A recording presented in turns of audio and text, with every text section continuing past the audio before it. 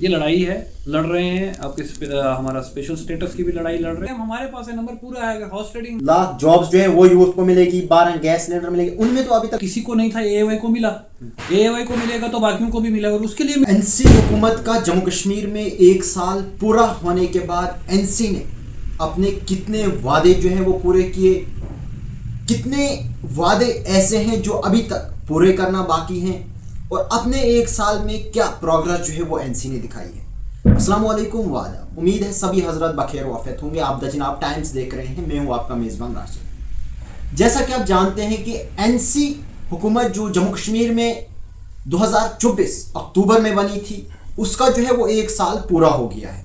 और एनसी ने जो तरह तरह के वादे किए थे, जिन्हें आप बखूबी जानते हैं, बिजली के हवाले से वादा था, गैस सिलेंडर्स के हवाले से वादा था, या फिर नौजवानों को नौकरी देने के हवाले से वादा था। कितने वादे पूरे हुए और कितने जो है वो अभी वफा होने बाकी हैं, उन सब पर आज हमारे साथ एक्सक्लूसिव बातचीत करने के लिए सरशाद नटनू साहब मौजूद हैं, जो कि हम इन्हीं से डायरेक्ट सवाल करते हैं कि सरशाद साहब, सबसे पहले मैं आपका शुक्रिया अदा करता हूं अपना टाइम देने के लिए। और मेरा पहला क्वेश्चन जो है वो आपसे ये रहेगा कि 1 साल जो है वो एनसी का पूरा हो गया है, तो कितना जो है वो एनसी ने अभी तक इस 1 साल में अपने वो वादे पूरे किए हैं जो मैनिफेस्टो में किए गए थे? देखिए, सबसे पहले आपका शुक्रिया। मुल्क भर के तमाम दिवाली मनाने वाले लोगों को दिवाली की बहुत बहुत बधाई।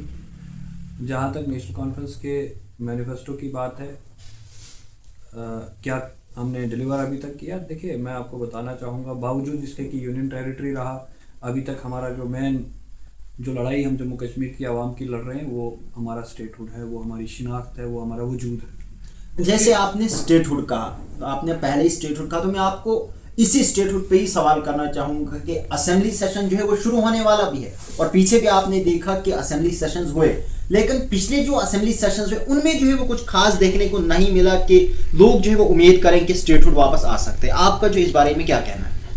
देखिए, अगर आपके नॉलेज में नहीं है, पहले असेंबली सेशन में भी जब सरकार बनाने के बाद पहला असेंबली सेशन हुआ, उसके अंदर नेशनल कॉन्फ्रेंस ने स्टेटहुड का रेजोल्यूशन पास करवाया और कैबिनेट ने पास अप्रूव करके आगे लेफ्टिनेंट गवर्नर और दिल्ली को भेजा। ठीक, ये लड़ाई है, लड़ रहे हैं आपके हमारा स्पेशल स्टेटस की भी लड़ाई लड़ रहे हैं। सवाल ये रहा कि हम उम्मीद हैं कि ऑनरेबल सुप्रीम कोर्ट में जो मामला है, वहाँ से हमें स्टेटहुड वापस जम्मू कश्मीर की आवाम को मिल जाएगा, जिसकी ज़रूरत है। जो ये अनोखा खेल खेला गया था जम्मू कश्मीर के साथ, पूरे हिंदुस्तान ने, पूरे देश और पूरे दुनिया के अंदर पहली रियासत को यूनियन टेरिटरी में लाया गया।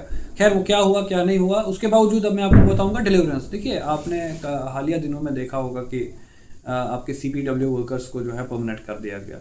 ये भी तो सरकार ने कहा और किया, ये भी आपको लोगों को गिनवाना चाहिए। अगर आप ये कहते हैं कि बिजली का अभी तक नहीं हुआ, तो मैं आपको याद दिलाना चाहूँगा कि जो AAY कैटेगरी है उनको शुरू हो गया है। और मीटरिंग का मामला, देखिए, अपोजिशन बहुत लोगों को गलत बात कर रही है और गलत चीज़ें बता रही है। 200 यूनिट आप मुझे बताइए, आप कैसे देंगे? वो कोई आपने वो तकड़ी तो नहीं लगानी है। नहीं, तब तो ये कहा गया था ना कि सबको जो है वो बिजली फ्री दी जाएगी, उसके बाद मैं वही सिर्फ AAY वालों को मिली, लेकिन अब जो मीटरिंग का सिस्टम शुरू हो रहा है। मैं आपको बता रहा हूँ। देखिए, स्टेप बाय स्टेप चीज़ें होती हैं। AAY को मिला, वो भी हमारे लोग हैं, उनको तो लोगों को अप्रिशिएट, खुश होना चाहिए, अप्रिशिएट करना चाहिए गवर्नमेंट को। अगर अभी तक किसी को नहीं था, AAY को मिला, AAY को मिलेगा तो बाकियों को भी मिलेगा, और उसके लिए मीटरिंग का होना जरूरी है। जब आपके मीटर्स इंस्टॉल हो जाएंगे, मीटर्स इंस्टॉल होने के बाद आपका 200 यूनिट जो है सरकार फ्री दे देगी। तो क्या मतलब जो AAY वाले थे, क्या उनके हर एक के घर में मीटर लगा हुआ था, जो उनको जो है वो 200 यूनिट मिली और बाकियों को अभी तक नहीं? नहीं, ऐसा नहीं है। देखिए, जिसका मीटर लगा है उसको 200 यूनिट फ्री मिल रहा है। अब जिसका नहीं लगा है, ये समझने की बात है, लोगों को समझना है इस चीज़ को। जब तक मीटर नहीं लगा, लाइट आप कैसे, अपोजिशन का काम है कि झूठ फैलाना। देखिए, बात वो करें, वो लोग भी तो सरकारों में रहे यार, कभी उनसे सवाल नहीं हुआ। अब अगर नेशनल कॉन्फ्रेंस लोगों के हित में, अगर CPW का हुआ, तो उसको भी तो आप मीडिया वाले दोस्त मेरे जो है उसको बढ़ावा दें, उसको लोगों तक पहुंचाए कि नेशनल कॉन्फ्रेंस की सरकार थी जिन्होंने डेली विजर्स को लगाया, जिन्होंने इनको लगाया, और आज इन्हीं लोगों ने नेशनल कॉन्फ्रेंस ने 11-12 साल के बाद हुकूमत में नेशनल कॉन्फ्रेंस आई और हमने ही उनको परमानेंट किया। ये तो मुबारकबाद उमर सरकार को जाता है। लेकिन कहीं ना कहीं आप ये नहीं देख रहे हैं कि जो बड़े बड़े वादे मैनिफेस्टो में थे, 1 लाख जॉब्स जो है वो यूथ को मिलेगी, 12 गैस सिलेंडर मिलेगी, उनमें तो अभी तक ग्राउंड लेवल पे किसी भी चीज को नहीं देखा गया। मैं आपसे अर्ज करता हूँ, देखिए, जब भारतीय जनता पार्टी सरकार में आई थी, उन्होंने कहा था 15 लाख। कितने आप मीडिया वाले दोस्तों ने वो 15 लाख की बात की भाजपा के बड़े बड़े नेताओं से। देखिए, जो नेशनल कॉन्फ्रेंस कहती है वो डिलीवर करती है। मैं आपको बार बार ये चीज़ कहूँगा, क्या आपने ये कभी गिनवाया आपने मीडिया में कि जो हमारी औरतें हैं, जो महिलाएं हैं, जो उनके लिए फ्री बस सर्विस शुरू की, वो भी तो मैनिफेस्टो में था, वो तो स्टार्ट हो गया, इंप्लीमेंट हो गया।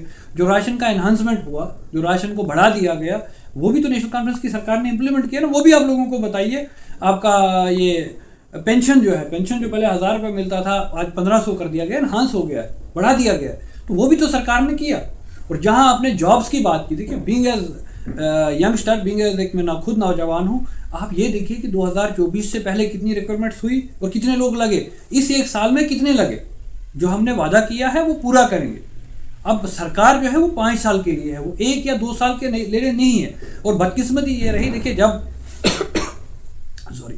जब सरकार बनने से पहले हमें ये पूरा यकीन था कि 2, 4, 5 महीने में स्टेटहुड आएगा। क्यों? क्योंकि ऑनरेबल प्राइम मिनिस्टर ने भी और होम मिनिस्टर ने भी फ्लोर ऑफ द हाउस ये वादा किया था जम्मू कश्मीर की आवाम के साथ कि आपको स्टेटहुड मिलेगा, ठीक है जी। और साथ साथ ऑनरेबल सुप्रीम कोर्ट की डायरेक्शन पे इलेक्शन यहाँ हुआ, ना कि सरकार ने करवाया।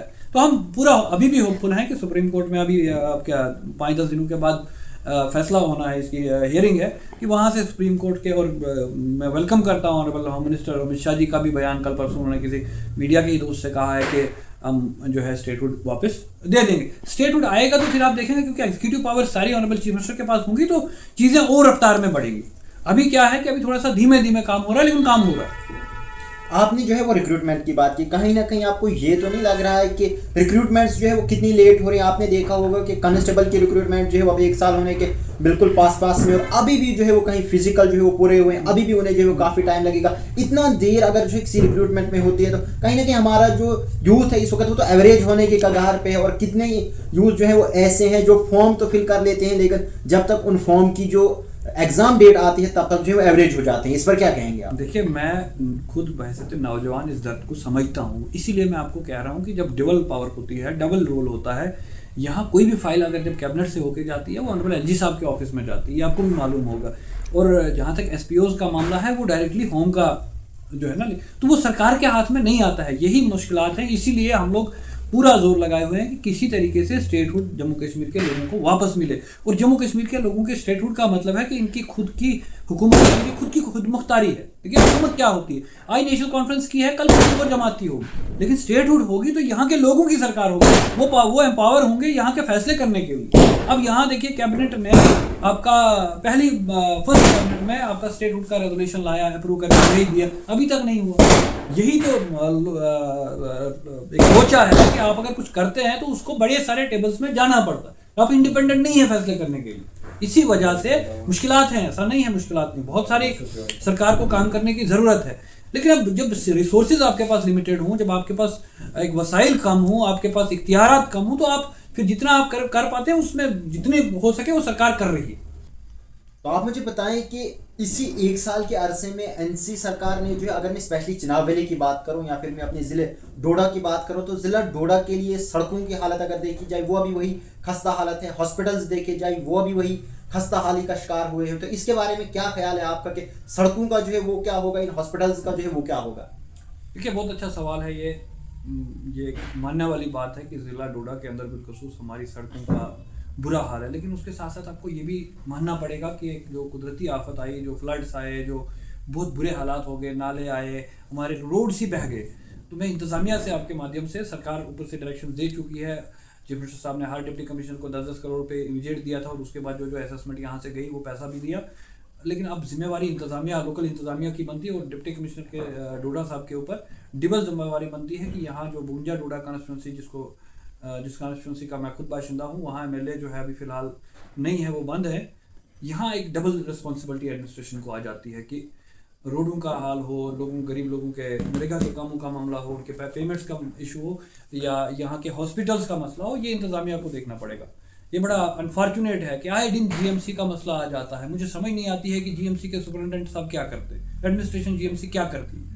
अगर आए दिन वहाँ का मामला उठे, आए दिन वहाँ मुश्किलात हों, हम मानते हैं रिसोर्सेज इनके पास कम है, लेकिन मैनेजमेंट तो होना चाहिए कम से कम। अगर आपने देखा होगा कि पिछले 1-2 दिन पहले भी जो एक ऐसा इशू सामने आया था जिससे जो है काफ़ी हंगामा हुआ था कि किसी पेशेंट को जो है वो काफ़ी टाइम इंतजार करना पड़ा था, लेकिन उसके बाद भी जो है वो एम्बुलेंस नहीं मिली थी। आखिर इसमें जो है वो किसका फॉल्ट देखा जा रहा है? देखिए उसमें कहीं ना कहीं हमारे इलेक्टेड लोगों का भी फॉल्ट है।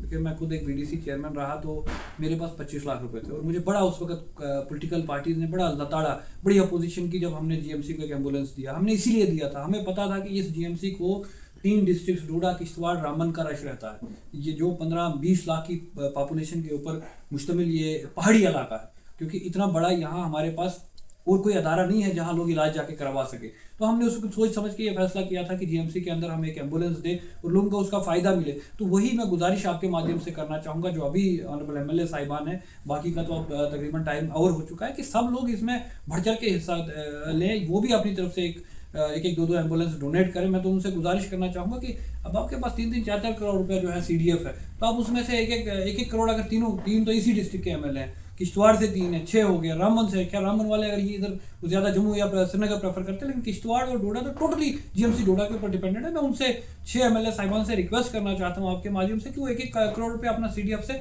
यहाँ एम्बुलेंसेज दें जीएमसी में। एक चीज आपने भी नोटिस की होगी कि 1 साल जो है वो एनसी हुकूमत को पूरे होने वाला है, लेकिन ना ही किसी मंत्री का यहाँ दौरा होता है, ना ही कहीं चीफ मिनिस्टर साहब खुद आते हैं। आखिर इसके पीछे जो है वो क्या बात है, क्या लॉजिक है कि डोडा चिनाब वैली कोई जो है वो इग्नोर क्यों किया जा रहा है? नहीं, ऐसा नहीं है। मैं आपको बताता हूँ, चिनाब वैली में सिर्फ डोडा ही रहा जहाँ सीएम साहब अभी तक नहीं पहुँचे। उसका भी कारण यह है कि बहुत बिजी रहे हालात। मैंने आपको घुमा दिया कि आपने देखा एक से सरकार बनी तो पहले जम्मू में जो है बाढ़ आना शुरू हो गई, बहुत ज़्यादा नुकसान हुआ हमारे जम्मू के अंदर, मतलब जो जम्मू के सराउंडिंग एरिया है। उसके बाद फिर आप दूसरी एक क्लोड ब्रस्ट इतना बड़ा आपका हमारा जो सोती बॉर्डर के अंदर हुआ, तो वहाँ खुद सीएम साहब आए और बाई रोड आए।